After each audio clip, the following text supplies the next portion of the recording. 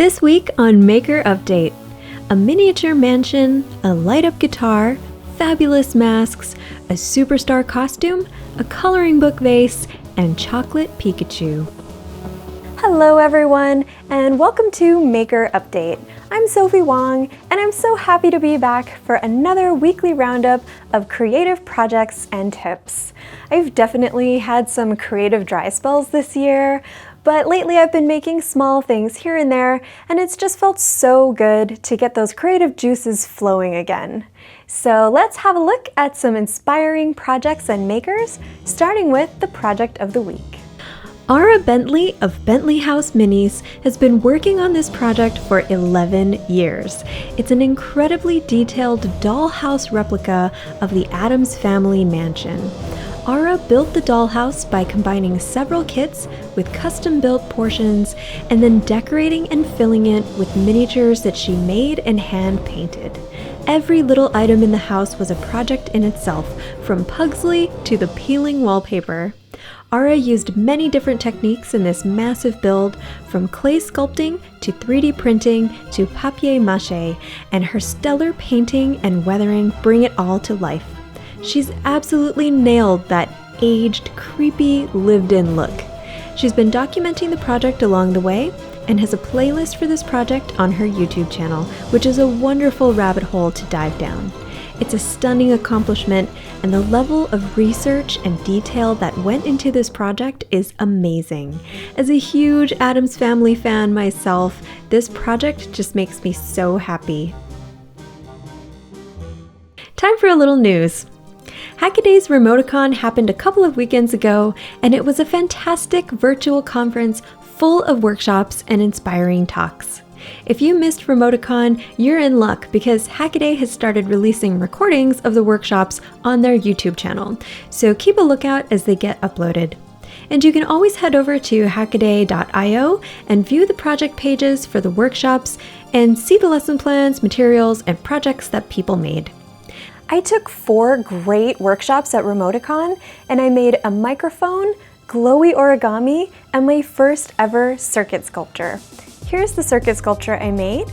It's a firefly designed by Yuri Prouse. Now let's look at some more projects. Josh Endy built this 3D printed guitar that lights up with LEDs as he plays. The body of the guitar is printed in white ABS, which makes a great diffuser for the embedded RGB LEDs. The hexagon pattern is a gorgeous geometric surface design, and it cleverly hides the joins where the printed pieces of the guitar are bolted together. The guts of the guitar include a custom PCB for minimal wiring and clean audio, battery power, and a display screen with a single button for mode selection. Josh has a great video about the project on YouTube and a detailed write-up on his blog. Sam March made a pair of smart glasses that can give him turn-by-turn directions while he's walking around town. LEDs embedded on each side of the frames alert him when it's time to turn right or left. Sam also made a custom app in Swift to allow him to choose a destination on his phone, which can communicate to his smart glasses through Bluetooth. The whole project is super cool, but my favorite part might be the battery connection. Sam created custom, flexible PCBs for his glasses with a clever wraparound battery connection. Brilliant! Gertie's World is one of my favorite sources for vintage sewing projects and inspiration, and Gertie has a new tutorial up on YouTube for sewing glamorous face masks. The results are beautiful, and it's a great way to practice using specialty fabrics and learn some couture sewing techniques on a smaller project. Over at Homemade Modern, Ben Ueda made a photography station for food bloggers. It's basically a table with an integrated rack for storing different background surfaces. This is a simple build that will be useful for any maker who does a lot of project photography. I could definitely use something like this. Alex Chappell made some adorable low-poly Pikachus using 3D printing, vacuum forming, and chocolate. It's a super fun project that gets a little messy, but a little airbrushing at the end makes it look perfect. Working with chocolate looks pretty tricky, but it's definitely something I'd like to try, and I learned a lot from watching Alex's build. Laura Kampf made a beautiful lamp out of a piece that she rescued from the trash pile. As always, the finished piece is lovely, and she has great advice for all of us with this build. Make something simple and just enjoy the process. And this has to be my favorite Halloween costume from this year.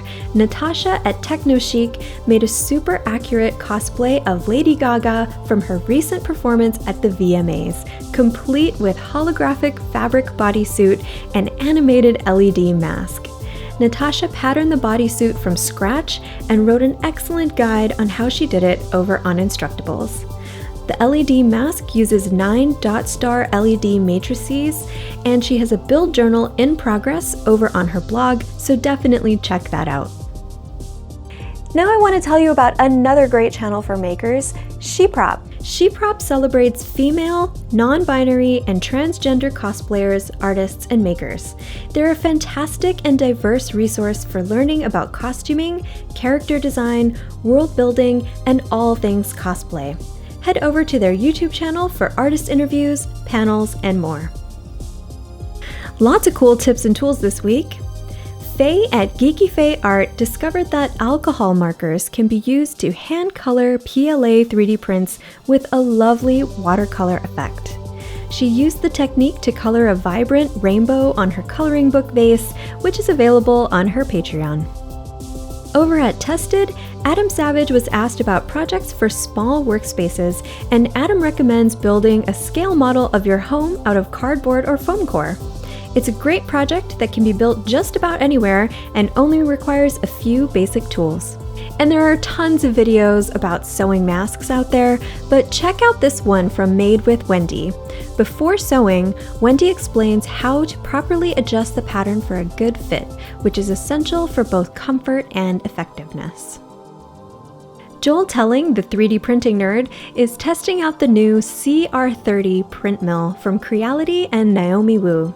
The print mill is an Infinite Z printer that is capable of printing very long prints or large quantity runs.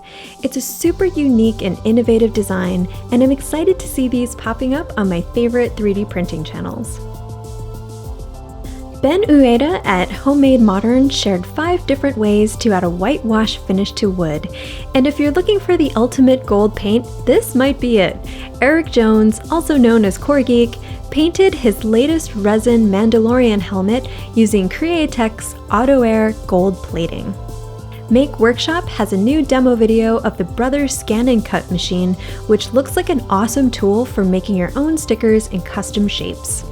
And right here on the DigiKey channel, Sean Himmel explains how to get started with SparkFun's PCB assembly service called a la carte. And that's the update for this week. It was a big one, I know. There were so many cool projects to share. Now we'll be off next week for Thanksgiving, but we'll see you the week after with more projects, makers, and tips. Thanks so much for watching, and I'll see you again soon.